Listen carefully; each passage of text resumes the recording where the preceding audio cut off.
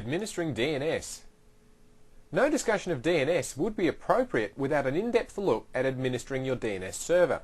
So we're going to start by looking at the properties of our DNS server.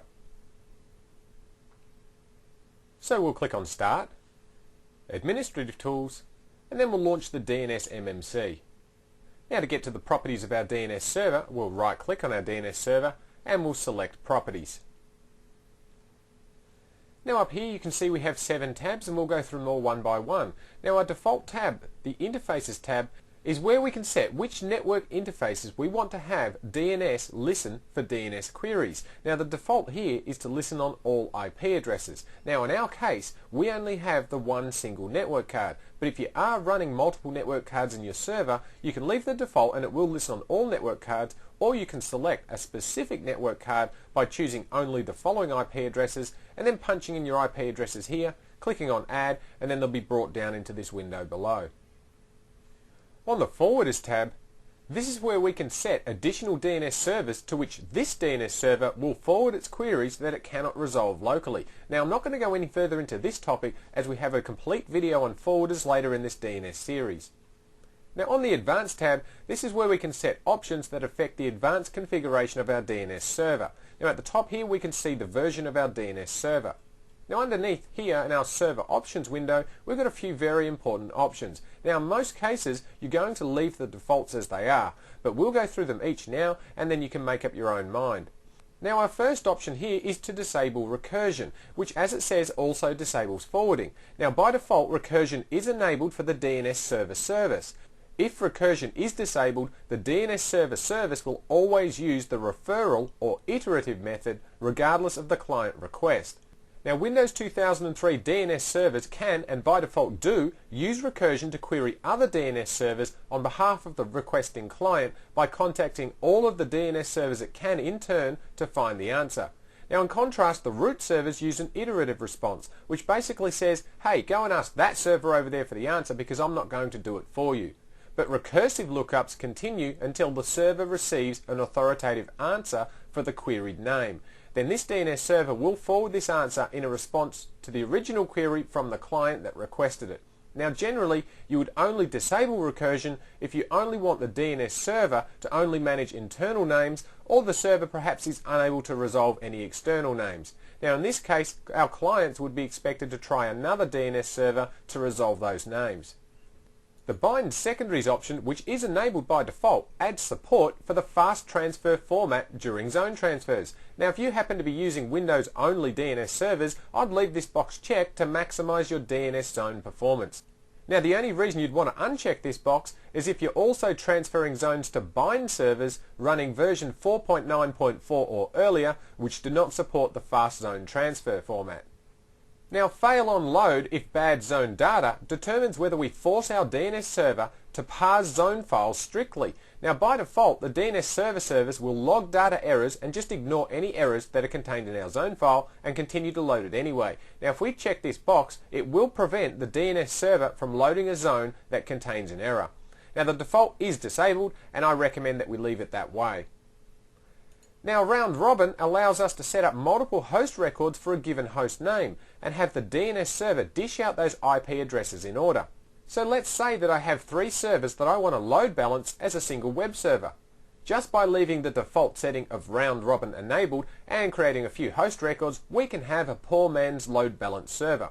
So to illustrate how round robin works, what I'm going to do is I'm going to click cancel for the moment. I'm going to go into my forward lookup zone and then my testdomain.com zone, and I'm going to right click and select a new host record. Now I'm going to give my host record a name of www and I'm going to give it an IP address of 192.168.0.100 and I'll click on add host. Now I'm going to do the same thing again, www for the host name, and I'm going to give this one an IP address of 101 and I'll click on add host. And now I'm going to do it one more time, www, and I'm going to give this one an IP address of 102 and click on add host. Click OK, and now we're done. So to see round robin in action on our DNS server, we're going to go and click on start, command prompt, and we'll type in nslookup www.testdomain.com and we'll hit enter. Okay, now we can see the first IP address that came back was 192.168.0.100, followed by 101, followed by 102. So let's enter that command in again, and we can see that 102 came back as the first response, followed by 100, followed by 101. So we'll try it a third time, and we can see now that 101 came back first, followed by 102, followed by 100. So if we were to do this a fourth time, what IP do you think would actually come back? Well, I'm tipping it's actually going to be .100, but we'll see if I'm right. And yes, I am.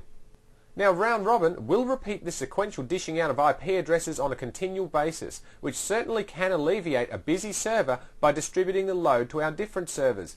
The main downfall of using round robin, though, is if one of these servers happens to die, DNS is not made aware of it and will continue to dish out the dead IP address. So effectively this means that in a situation like we've got here with these three IP addresses, that every third hit on our website would fail. Okay, so we'll go back into the properties of our server and back to our advanced tab. Now the next option we had here was to enable netmask ordering. And this determines whether DNS will use a local subnet priority. Now in the situation where you have a multi-home computer, that is a computer with multiple network cards, the one which is determined to be closest to the DNS server will have priority. So for argument's sake, assume we've got two network cards in a computer. One has an IP address of 192.168.0.100 and the other one has an IP address of say 10.10.10.100. Now because our DNS server here is on the 192.168 network, the 192.168.0.100 network interface would be given local priority. Now again, we can demonstrate netmask ordering. I'll click cancel here, and what I'm going to do is I'm just going to right click on one of my host records here and delete it. Now I'm going to choose one of the other ones, and I'm just going to go and change its associated IP address to 10.10.10.100 for argument's sake, and we'll click on OK. Okay, now we'll go and open up a command prompt again, and we'll type in nslookup www.testdomain.com and we'll hit enter. And we can see that the first IP address that came back was our 192.168.0.100, and of course the 10.10.10.100 came second. So we'll enter in that command again, and again our 192 came first. So if we did this a third time, you'll note that it's always going to be the 192.168 network interface. And that's because our DNS server is on this subnet and it prioritizes the local host as being the first host returned in a query. So there you can see netmask ordering in action. Okay, we'll go back again into our properties of our DNS server and click on the Advanced tab.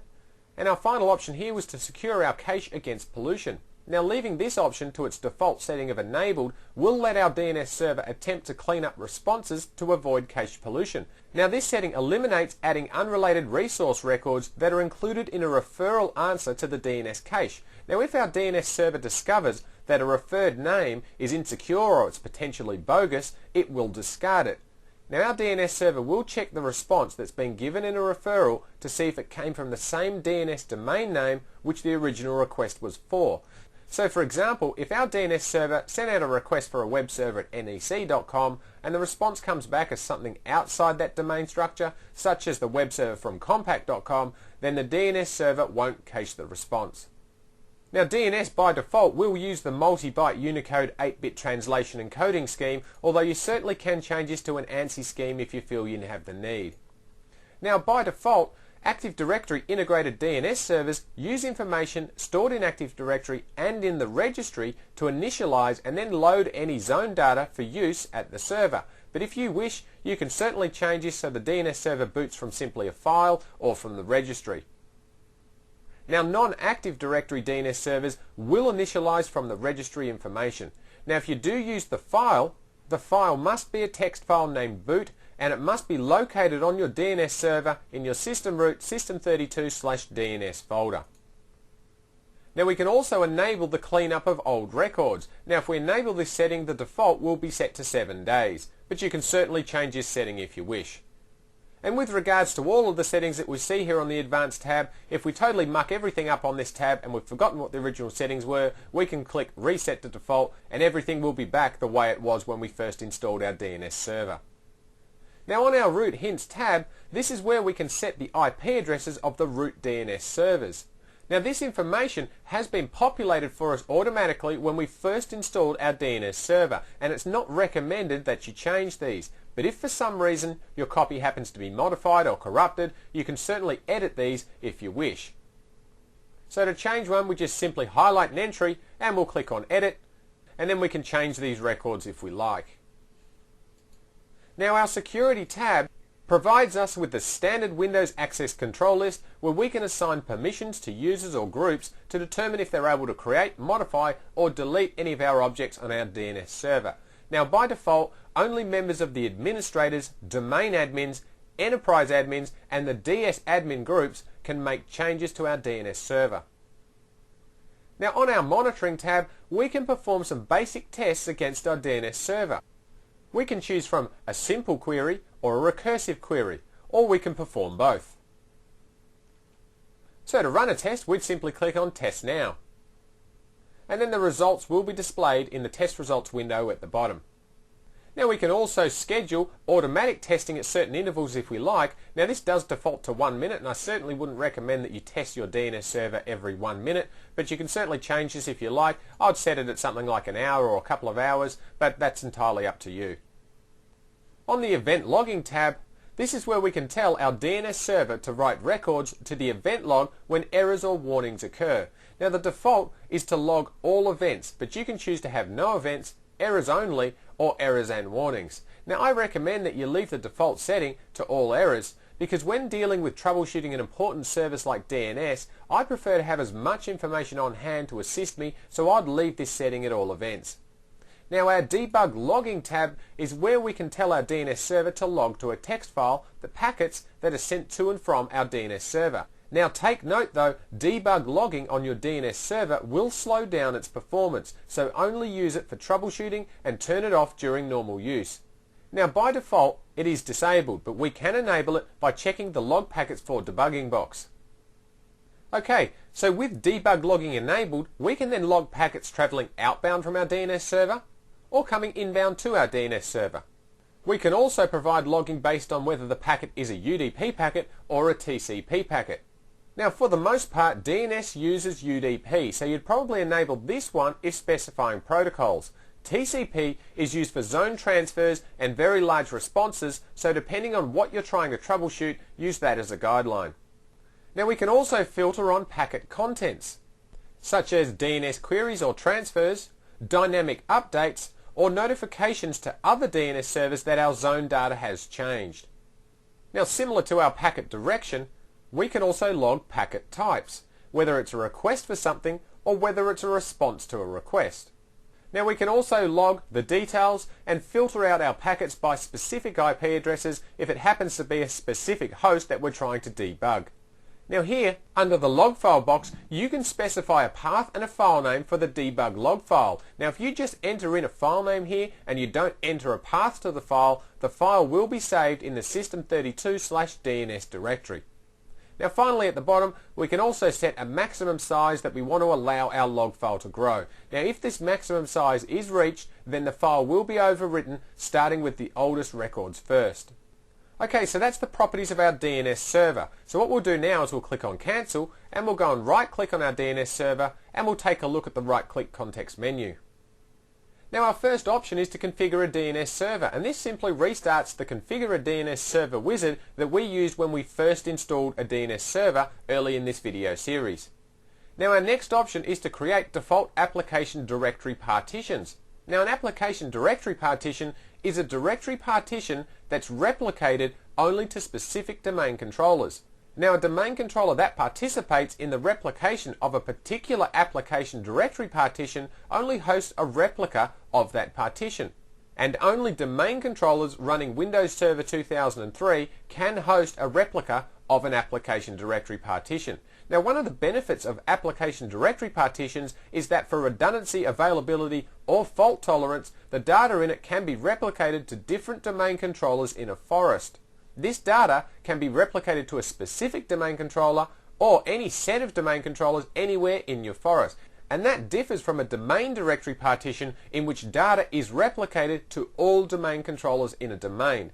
So storing application data in an application directory partition instead of in a domain directory partition may reduce replication traffic because the application data is only replicated to specific domain controllers. If we choose this option, we're asked if we'd like to create a single partition that stores DNS zone data, which will then be replicated to all of our other DNS servers in this domain. Now at this point, if we select yes, we're going to get an error, and that's because this partition already exists. So to verify what partitions we already have installed, we'll go and open up a command prompt, and then we'll type in ntdsutil, and we'll hit enter. Now at any time with the ntdsutil command, you can type in help or simply enter in a question mark and hit enter, and you'll get a list of the available options. Now as directory partitions are a domain controller function, we need to manage our domain, so we need to use this option up here of domain management. So we'll simply type in domain management and we'll hit enter, and we can see that our prompt down here changes to represent the fact that we're now in domain management mode. Now by the way, at this point we're actually not connected to a server, so querying our domain controller at this point won't help. Now we can prove that by typing in list, and you'll see that we get an error. And again, if we need to take a look at what available options we have, we can certainly type in a question mark, hit enter, and you'll see the options that we actually have up here. Okay, so the next option we need to do is type in connections because we need to connect to our server.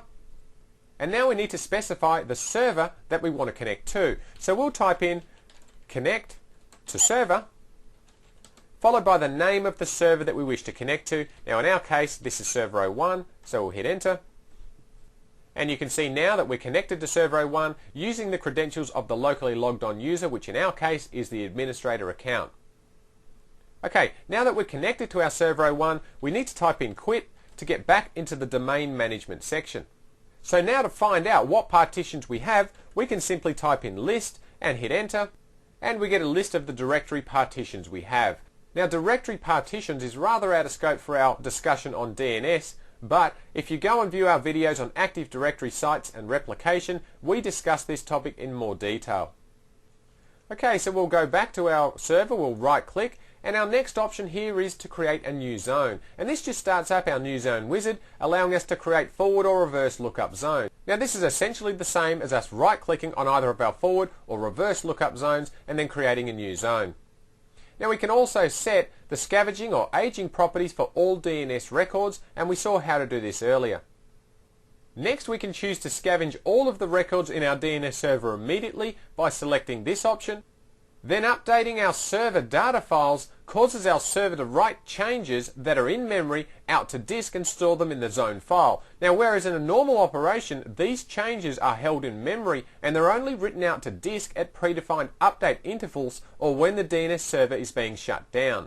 Now updating server data files is only relevant for a standard primary zone. If you are using Active Directory integrated zones, then this setting does nothing. And then what you'd have to do is we'll drop out to a command prompt and we'd type in DNS command followed by our server name, in our case server 01, with the /zone update from DS followed by the name of your zone. And that'd do exactly the same thing for an Active Directory integrated zone.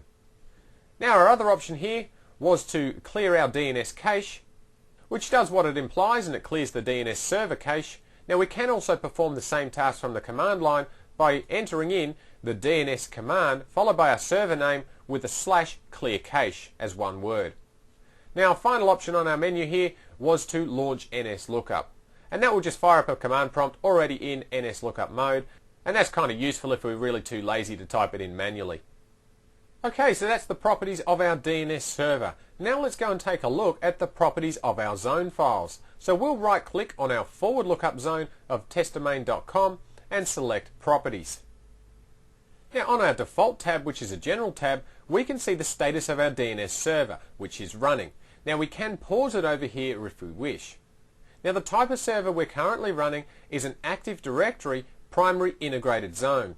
Now if we did want to happen to change this to a secondary or a stub zone, then we can click on change and then we can change to one of the other available types.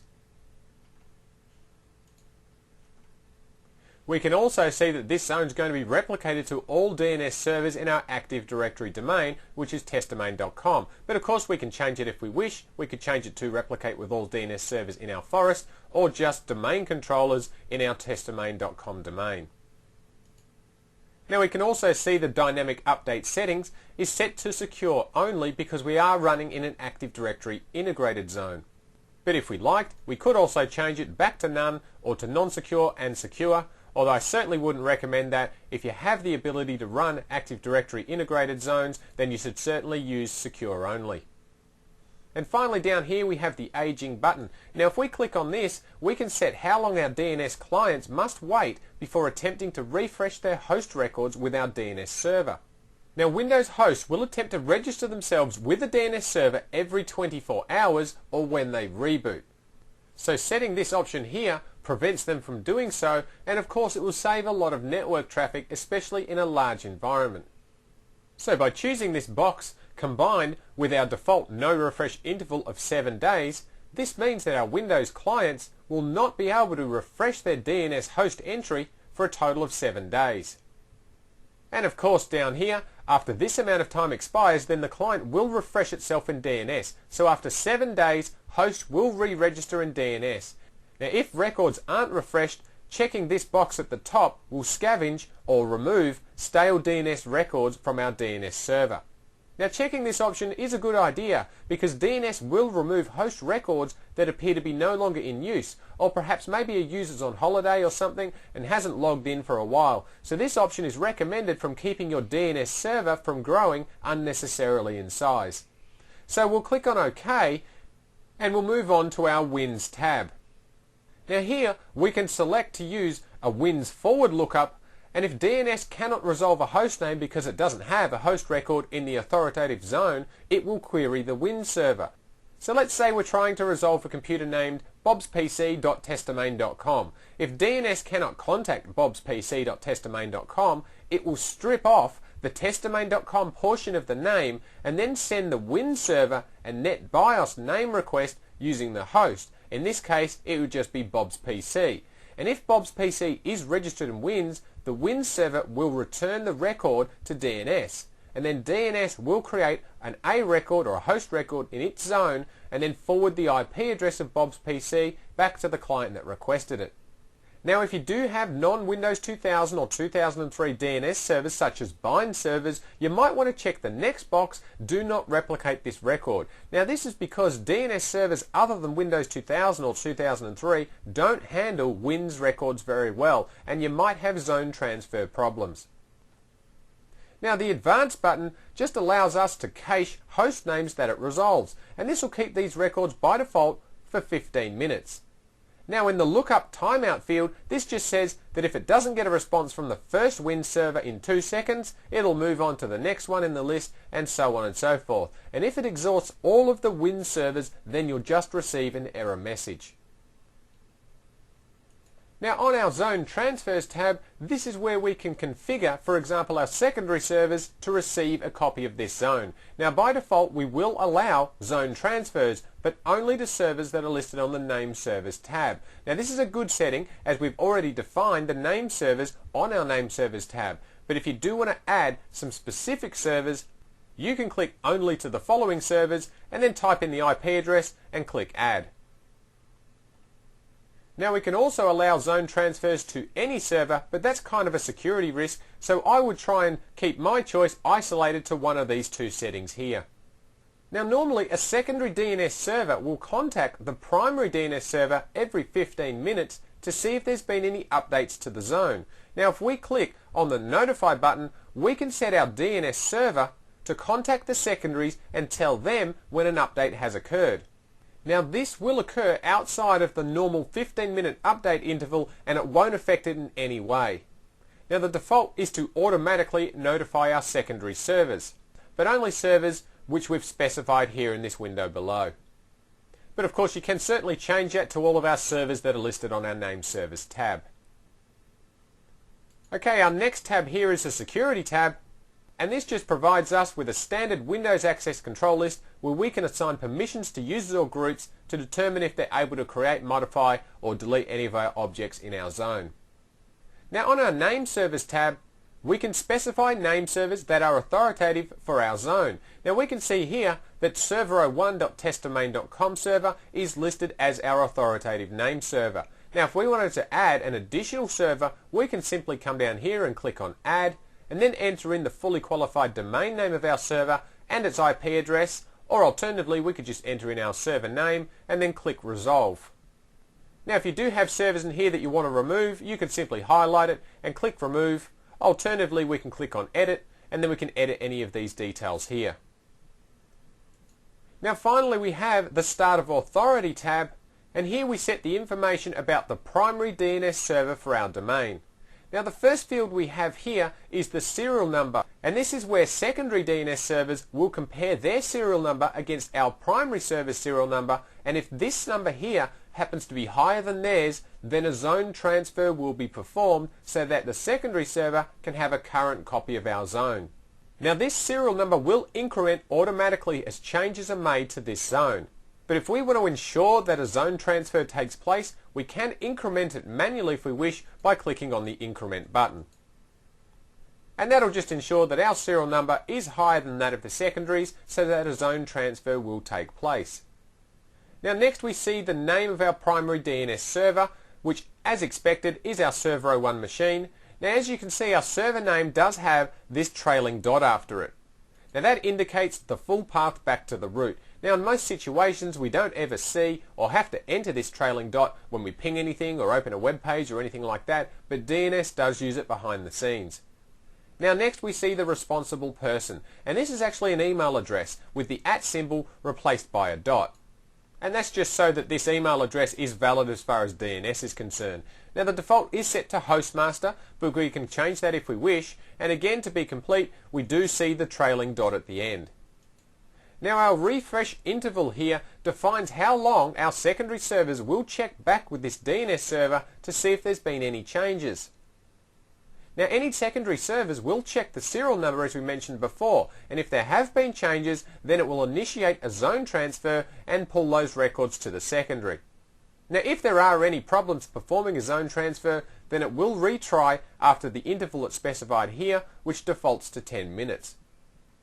Now if it is unable to contact this server for a full day, then the secondary will expire its copy of the zone and it will be no longer used. Now if the secondary then contacts this primary successfully, it will reactivate its zone and then perform any necessary zone transfers.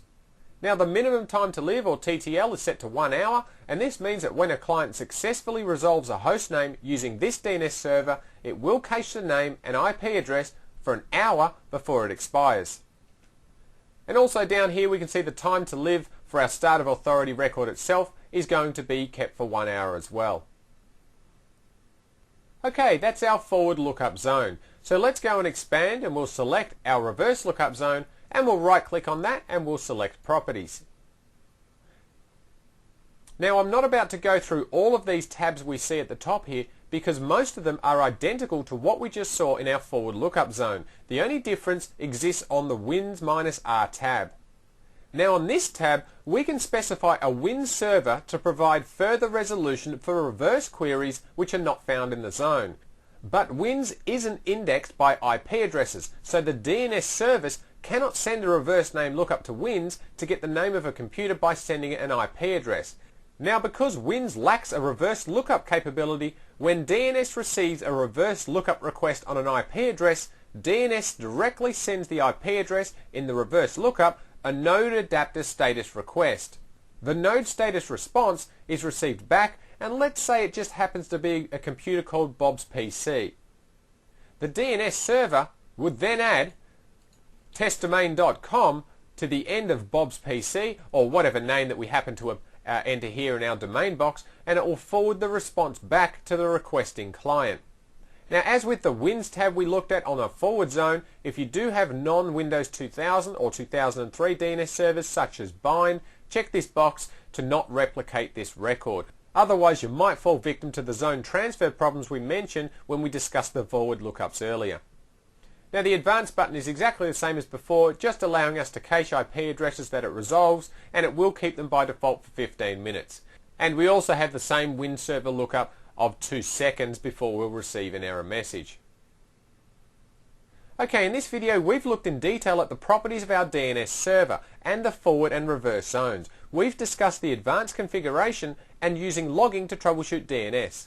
Administering DNS is a very important task, as DNS is the foundation on which Active Directory and so many other applications are built. So make sure you understand DNS and how administering your DNS server can maximize the performance and reliability of your network.